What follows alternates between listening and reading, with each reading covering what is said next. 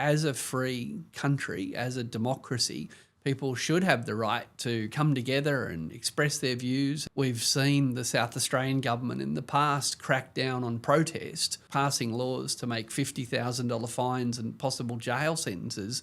In the long run, I think it's dangerous to shut down protest.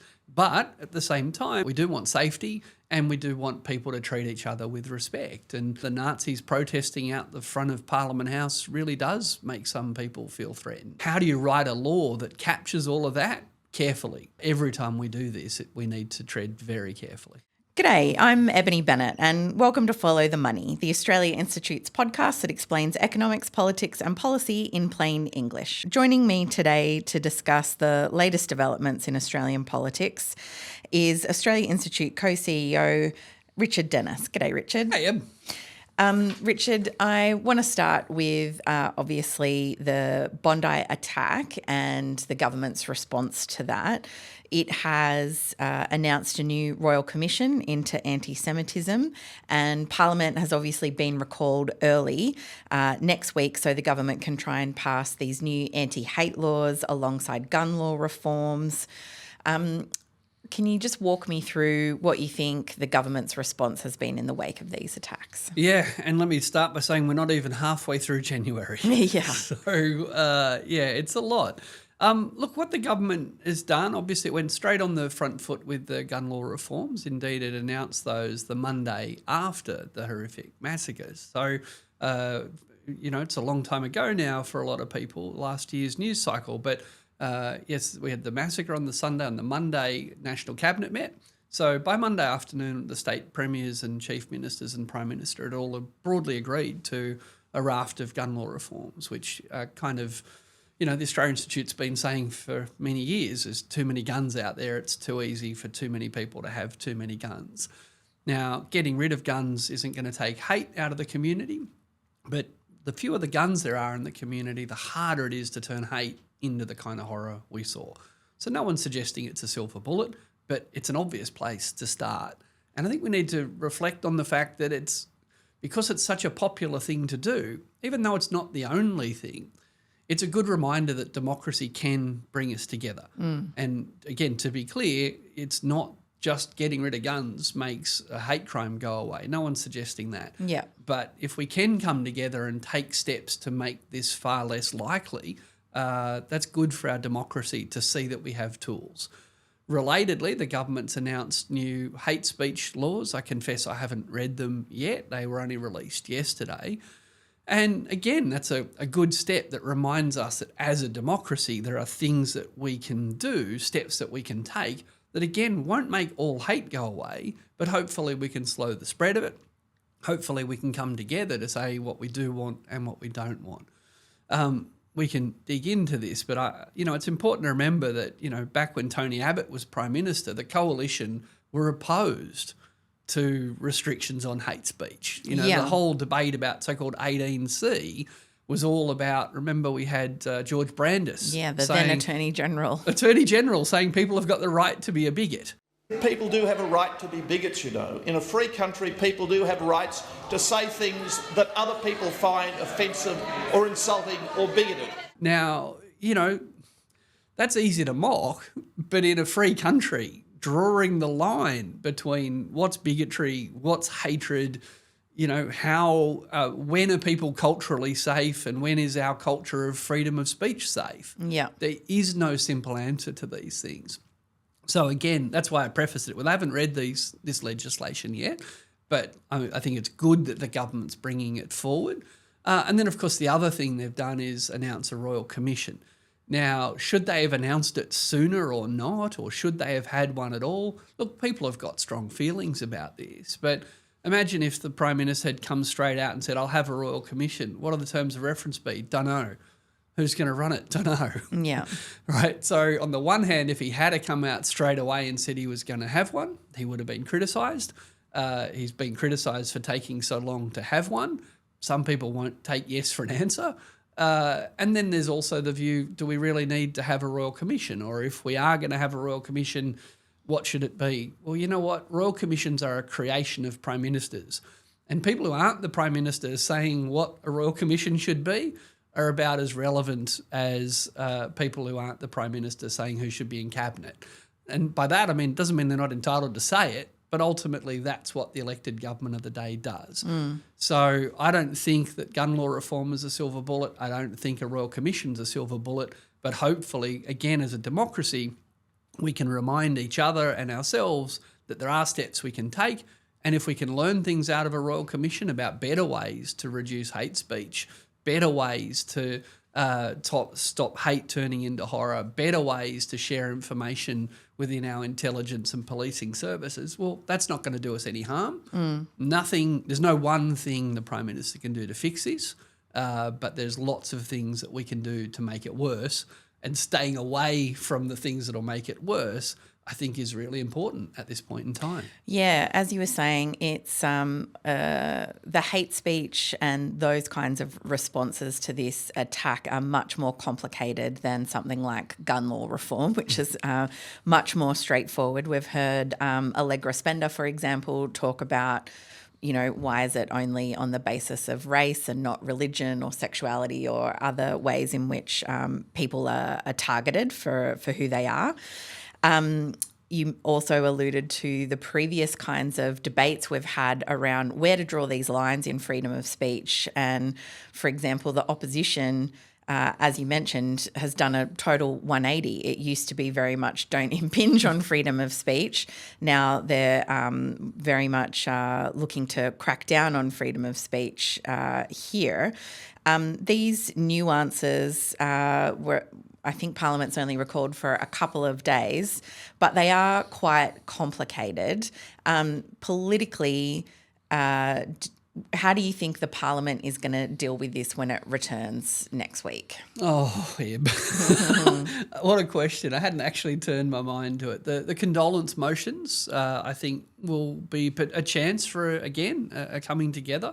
Hopefully they'll use the condolence motions again to show each other and Australia that our Parliament can agree on important things and can stop the politicking that we're so used to and remind everybody what we do have in common. So condolence motions will be a big start. And then, yes, it will be quite curtailed. There'll be people frustrated that there was not enough time for debate. And if the government is determined to get it through both houses in the short sitting period, a lot of people, I think, will be frustrated at the lack of debate. But similarly, others will be frustrated if people want to drag it out. So, again, there's no right answer to this. It's important to understand the nuance you described. But, yeah, hopefully everyone can come to it with a spirit of trying to show Australia that we can come together to try to solve problems. Yeah. We've seen the New South Wales government in particular, but I think also Victoria and other state governments have recently really been cracking down on protests. And I think in response to Bondi, that looks like even further crackdowns. What does that kind of response mean for Australia's democracy? I think it's very dangerous. I mean, one thing we know is that silencing powerless voices doesn't make ill feeling go away. It actually hides it. It ferments it. And, I think that as a free country, as a democracy, people should have the right to come together and express their views and see that they're not alone, to demonstrate to their elected representatives, this is a significant view, I hold it strongly and I'm not alone. So, yes, I think we have to be very careful not to put safety ahead of freedom in all instances. Of course, we all want to be safe, but we want to be safe and we want to be free. There are trade-offs here, and we've seen the South Australian government in the past crack down on protest, instantly passing laws to make $50,000 fines and possible jail sentences. They made those laws less than 24 hours after some climate activists interrupted a gas conference. Yeah. Was that really the most important problem for democracy in South Australia that day? I don't think so. Yeah. So we can overreach when we try to shut down protest. In the long run, I think it's dangerous to shut down protest. But at the same time, we do want safety, and we do want people to treat each other with respect. And Sometimes, the Nazis protesting out the front of Parliament House really does make some people feel threatened. So how do you write a law that captures all of that carefully? And that's the challenge here, is that we don't just rush to legislating what seem like easy solutions, especially easy solutions that wedge a particular group or appease a particular group. Every time we do this, we need to tread very carefully. And we've seen the fallout from this really spread throughout the community. People might have seen the scandal that's engulfed the Adelaide Festival and the Adelaide Writers Week in particular. The Australian Institute pulled its support for Adelaide Writers Week after the board responsible for the event disinvited or uninvited the Palestinian Australian academic Dr. Randa Abdel Fattah. Can you just explain to us a little bit about how we came to that decision? Yeah, look, it was a sort of easy decision to make that raises difficult questions. I think that again, my instinct is that we need to participate in uncomfortable conversations. I'm debating people all the time who I disagree with, and sometimes I find their views and potentially even their values really quite objectionable. But as someone who leads a think tank and wants to put ideas into public debate, I'm particularly sensitive to people saying, well, some ideas aren't allowed to have any voice at all. And obviously a lot of people felt the same way about the decision of the board of Adelaide Festival. And I haven't checked today, but, a very large percentage of the writers have pulled out. And that didn't surprise me. Like when I heard how clumsily they expressed such a significant decision. Like even if they believed that was the right thing to do, I disagree. Yeah. I don't think they should have disinvited her. But even if they believed that, their explanation of it was so flimsy and so lacking in detail that it should and did send a chill across a lot of people thinking, wow, who else might be cancelled for what else at any time? So, it's the substance of the decision that I really feel strongly about. But the way it was sort of almost flippantly handled, as if it's obvious why we've done it, without actually being clear why they'd done what it. the reasons were. For me, that made the decision a lot easier. Because again, there's nuance in all of these things, but that was such a broad net they threw over a particular woman who they particularly disinvited, as you said, and to sort of suggest, and everyone knows why, without saying why. Yeah. So as happens quite often at this time of year in Australia, we can see it's been another deadly fire season, particularly in Victoria. The government's own natural disaster risk assessment tells us that these disasters are kind of only going to become more frequent and get worse over time. But at the same time, the government is still approving new fossil fuel projects that really fuel this extreme weather. Can you help us make sense of this, Richard? At what point are government's policies and the things that they approve going to line up with the very real impacts of climate change that our community is experiencing more frequently? Yeah, look, great question. And look, as an economist and a close watcher of politics, I come at these things from a pretty simple thing, and that is don't listen to what they say, look at what they do. Don't listen to what they say. Look where they put their money, because most politicians are pretty good at saying, insert here is a priority of mine. I've always wanted to help solve the problem of insert here. Yeah. And they say it everywhere. And then when they're asked why they didn't do more, they say, there wasn't enough money right. But every year we get the budget papers and they tell us what the priorities really are. So I guess it doesn't surprise me that a government that commissions a risk assessment on climate so that it can signal to voters, oh, look, I'm taking it seriously, that same government then just doesn't take the simplest of actions to prevent climate change. And to be clear, what would the simplest actions be? A tax on carbon pollution, full stop. Yep. Abolish subsidies for fossil fuels, full stop. Stop approving new gas and coal projects. This is not complicated stuff. But if you're a government that wants to tell voters you care and tell the fossil fuel industry everything's all right, you got to make it complicated. So much of, I think, the distrust increasingly in our democracy comes from this pea and thimble trick. Yeah. Oh, I must care about climate change. Otherwise, why would I spend millions of dollars on a risk assessment? Yeah. But is that risk assessment going to stop me approving the Northwest Shelf? Nah. Not a chance. Not a chance. How naive of you. Yeah. Just one thing. Most people won't realise this, but that risk assessment's a very important document. It's pretty easy to read. It's well written. It's hard to read some of the content. Yeah. But you talk about more bushfires, and yes, climate change is driving bigger, worse bushfires. But, the risk assessment says that by the end of this century, that won't be the case, that we won't have such big bushfires by the end of this century. Why is that? Because the forests will be gone.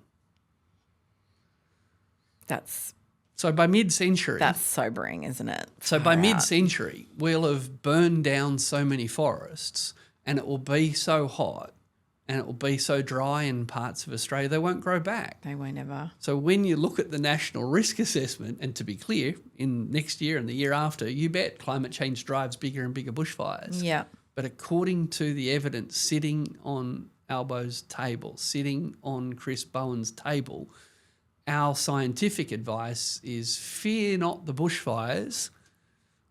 We'll have burnt so many of the forests down that we won't be troubled by that anymore. Bushfires anymore. That's what the National Risk Assessment says. Yeah, I mean, even on my summer holidays, I was driving through some of the places on the south coast and in the snowy mountains that were affected by the Black Summer bushfires, and some of those still just look like moonscapes. It was really horrific to see so many years later, the growth. Yeah.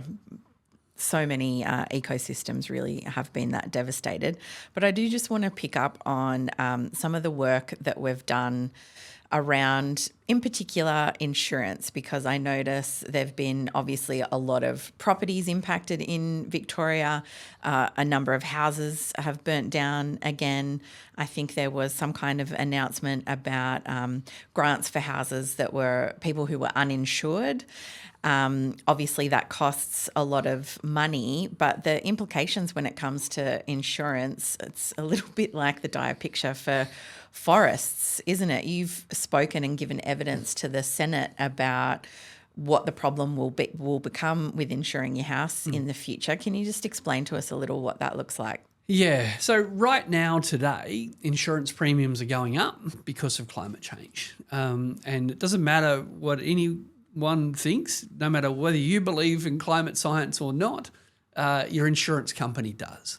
So right now in Australia, climate change is driving up insurance premiums. And as you say, some people just can't afford to have insurance anymore. So that's the problem we've got today, and that's going to continue in the coming years. But there's a bigger problem. You can only insure against unlikely events. Literally. I drive my car every day, but very rarely do I have an accident. Right. But when you insure your car, you're betting you will crash it. Your insurance company is betting you won't crash it. Yeah. And it's a weird bet because at the end of the year, if you don't crash your car, you don't think, idiot. Why did I get insurance? Drats, wasted my money again insuring my car. You think, oh, good year. Didn't crash my car. Glad I had the peace of mind that if I did crash it, someone else would have paid. So to be crystal clear, and there's a Simpsons reference here for anyone that remembers The Simpsons, Ned Flanders didn't insure his house because God opposes gambling. All right? Insurance is a bet. So insurance companies will only offer you an insurance policy if they think you won't need it. The whole point of insurance is the insurance company thinks they're going to win. And that's why if you try to ring an insurance company after hail has been forecast, and say, oh, I'd like to insure my car. When? Oh, from now. They say, well, interesting, but for the next 24 hours, you won't be covered against hail damage. Yeah. Because otherwise, everyone would just ring the insurance company when hail is predicted Yeah. and bet that it's going to hail. Well, insurance companies are not going to insure against floods and storms that they think are predictable. And so much of our debate about climate change is, oh, yes, insurance will be more expensive. Yep, right up until it's not offered at all. Yeah. And keep in mind, the insurance company is just making a short-term bet. Right? It's a 12-month contract. Yeah. So you could have insured your house for the last 50 years against flood, Yeah. and the insurance company was happy to take your money, or your dad's money. Yeah. I don't think you're 50 yet. Right? Your dad could have been buying insurance off the same insurance company for 50 years. But the 1 year that the insurance company knows the sea level's risen enough that your house is now highly flood prone, they're not going to sell your dad any insurance. Yeah. And that's not evil, right? The product is a bet. Yeah. And when the probabilities change, their behaviour changes. This is why 18-year-olds can't rent a Ferrari and insure it. Yeah. There's no, try anyone under 25. You want to rent a car? No, why not? Insurance company won't touch you. Why not? Because nothing goes round a roundabout faster than a rental car. Yeah. Right? So when you're driving your parents' car, you'll know your parents are going to get pretty sad if you crash their car. But if you paid your $40 or $60 for the day's car rental, maybe you don't drive as cautiously. That's why insurance companies won't insure young drivers in rental cars, and that's why people living in flood-prone areas will not be able to get any insurance for their house once the insurance company thinks floods are not just possible, but likely. I want to move on to next. As you said, it's kind of not even the middle of January yet, but we've seen obviously global politics intrude a lot into the news cycle. In particular, it's now been 1 year of the second Trump administration, and things are getting pretty dicey there, not only domestically but globally. At the same time as Trump is threatening to invade Greenland and its own citizens are kind of being shot in the street by ICE agents, Australian ambassador to the United States, Kevin Rudd, is tweeting that the alliance has never been stronger and we're all cozied up in a close alliance on AUKUS. I mean, where is this all headed, Richard? Can we afford to stay so close to a United States that looks like this? No. So obviously our alliance with the US is not stronger than it's ever been. Is it strong? Yes. A lot of people in Australia are trying to tell themselves, but Trump's only got 3 years to go and that'll be handy in 3 years' time. Yes. But yeah, this kind of pragmatism and hope that, let's just say everything's fine. Everyone knows it's not. Let's just say it's fine and assume that things will get better, is risky in all sorts of ways. But, there's a wonderful quote from Robert McNamara, a former US Defence Secretary, who, was Defence Secretary during the Vietnam War, a pretty controversial era. Controversial, yeah. Exactly, but he went through the Cuban Missile Crisis. Anyway, fascinating documentary called Fog of War. I watched that at the time, yeah. Well, there's this wonderful quote in it where he's basically saying, how can a superpower know what's right? Like when no one can stop you, how, as a former defence secretary for that superpower, how do you know what's right? And his answer was, listen to your allies. That if you can't talk your allies into joining you in your expedition into another country as someone who can go in with them or without them, that's the role that allies can play, to speak truth to power and say, I don't think you should do that and I certainly won't be joining you. But of course this week we heard Donald Trump say that international law doesn't concern him. his morality His own morality. is enough.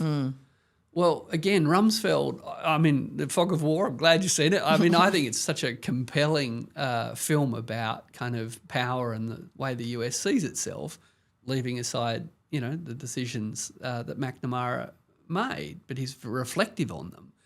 And for me to hear Trump say, my morality is all I need, what I hear in my head is a defence secretary saying, you need your allies. They're the ones that, you know, at least give you pause for thought. Yeah. So, yeah, I think it's a pity that Australia can't speak more truth to power, which doesn't mean we have to break our alliance. It doesn't mean we don't have a lot in common. It doesn't mean that there aren't things that we can still either do with the Trump administration or hope a future administration can work with us on. But I think part of our job in being a good ally, if we do share values, we should be able to speak them. Yeah. I mean, it's only been 1 year of this second Trump administration. It's only been 2 weeks of 2026. No. But I don't know, is this roughly where you thought we'd be a year into the administration? Are things worse or better? Oh, look, big plug for our colleague Emma Shortis, who wrote a great essay for us on, you know, the relationship between Australia and the US and what Trump meant for it. And another plug, you know, she's got a weekly podcast, After America. You know, there's a hint in the name what Emma thinks we should be thinking about.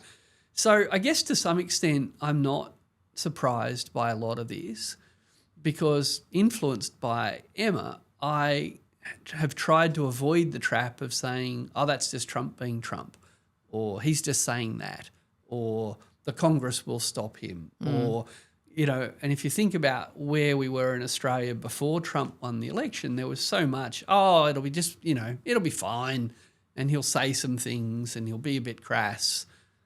Well, no. I mean, if you take Project 2025, the kind of playbook written by him for a conservative think tank seriously, if you take what he said seriously, if you look at what the people he's appointed, what they've said they're going to do seriously, it's no surprise that he's invaded Venezuela, and there's no surprise that Europe is on high alert. You know, we're not going to get caught in a what should we do, what shouldn't we do. If the Americans show up, act.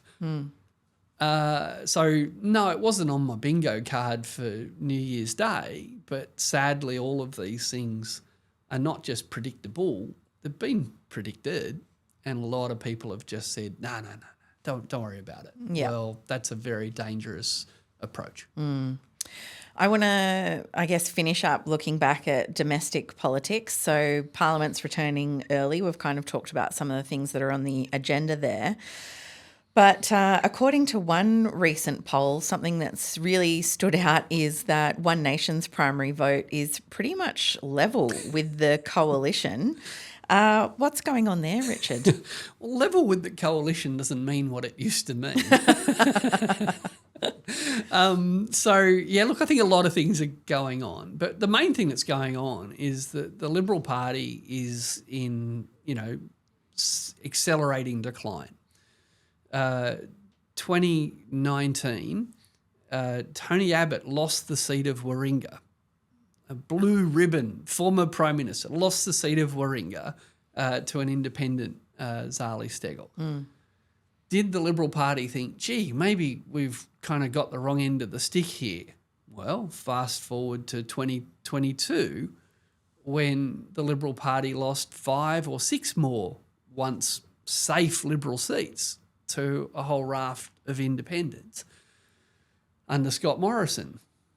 Did they listen and think maybe we should change what we're saying and doing after losing a former Prime Minister and then losing former Treasurer Josh Frydenberg? No, they put up Peter Dutton and then they went and lost Bradford. So the hard thing about making political predictions is you have to predict 2 things at the same time. What do voters want and what will parties do?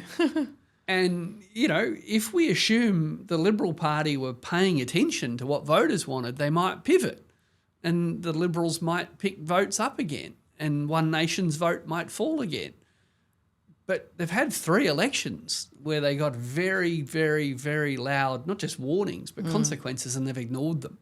So this is a long run up to your question, but given that the Liberals seem determined to keep thinking that all of their success is by going further to the populist right, they're saying to their former voters, well, if popular right is okay, Hanson does it better than us. Yeah.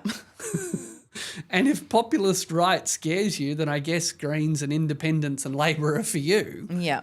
So it's hard to say what's going to happen because we don't know what the Liberals will do. But if you're Tim Wilson having just won back a seat off an independent, you're feeling a bit nervous today. So that's one way of thinking of it. The other way of thinking of it is in Australia, if you think that the Liberal Party and separately the National Party, they're in coalition, but if the Liberals, the Nationals and One Nation are now all in this fight with each other for who gets right-wing voters, that there's a couple of possibilities, but I think the main ones is that a positive-sum game where the number of right-wing voters grows, or a negative-sum game where the louder they fight with each other about, which immigrant group to pick on or which welfare recipient to pick on, that they actually shrink their combined vote. So I think the latter is more likely. And I think what we're seeing in the polls is, a steady increase in One Nation, a steady decline in Liberal Party vote, but you add those two together and they're not going to win government. Yeah. So I think it's a pity for democracy to have a once major party like the Liberals fighting with a once minor party like One Nation about which group to demonise, so that we can whip up some voter anger. I think that's a pity, but I don't think it's a winning political strategy for either of them. Yeah. And I think the consequence is that Greens and Independents will continue to pick up or threaten Liberal seats. And I think Labor, Albo will be looking at a bunch of Liberal seats thinking, you guys are nuts.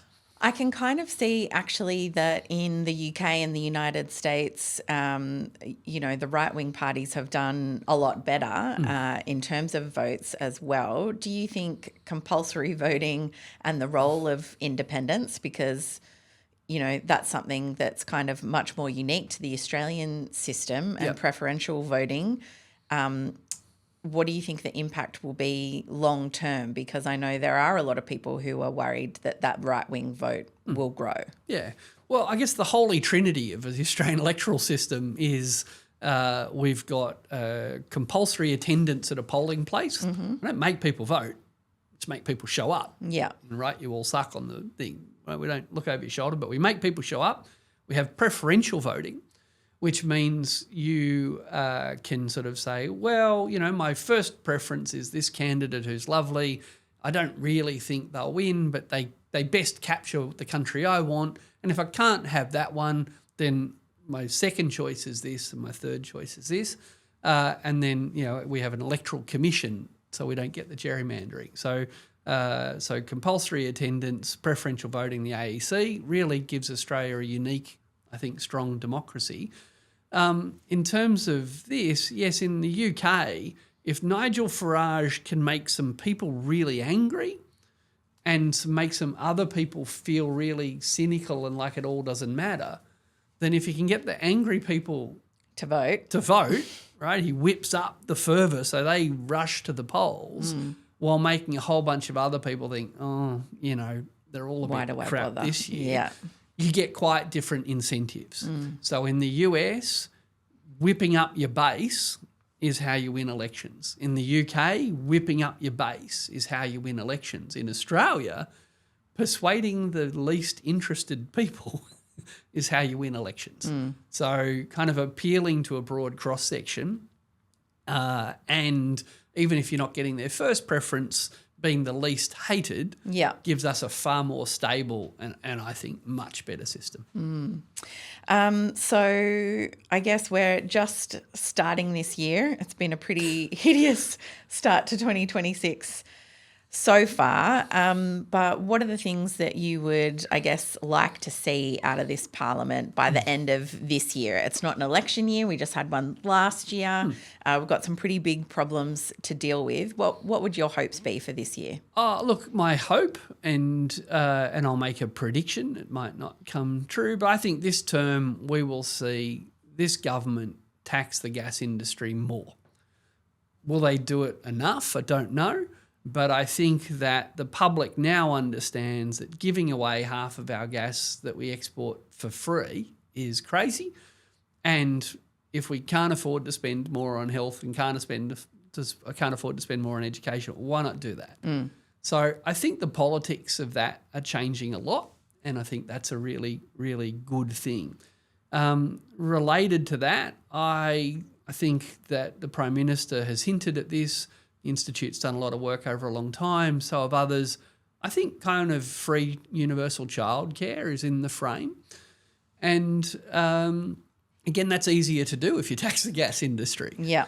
So I think that we're going to move past, I really, really hope it happens soon, the idea that this term with a big majority and a progressive Senate, the only things that the Prime Minister can do are the specific things that he took to the election.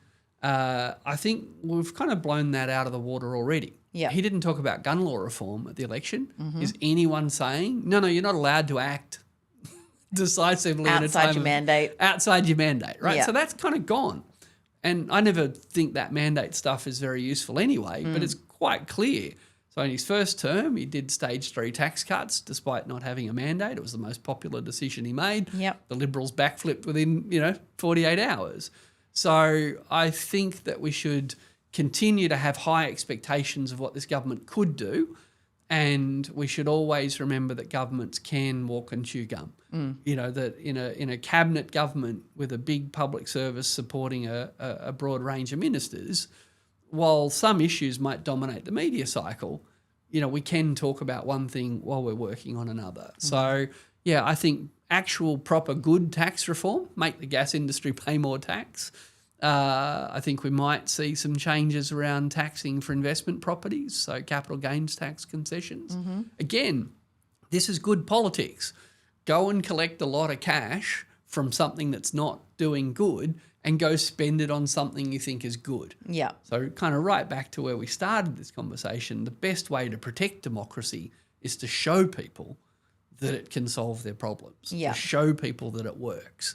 And the kind of cynicism of neoliberalism that, government's inefficient and can't solve your problems, and even if they try, it'll fail, that cynicism is a great way to maintain the status quo. Yeah. Whereas, if Norway can have free childcare and tax the gas industry, why can't we? Yeah. Let's crack on and do it. So it is a rough start to the year, and we've gone as a community.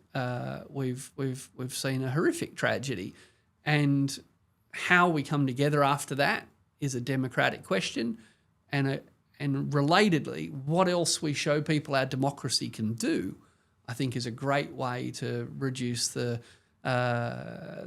things that lead to hatred and distance. And if we can reduce inequality in Australia, if we can literally come together as a community in some ways, again, not a silver bullet, but that's a structural solution to avoiding some of these other, horrific tragedies.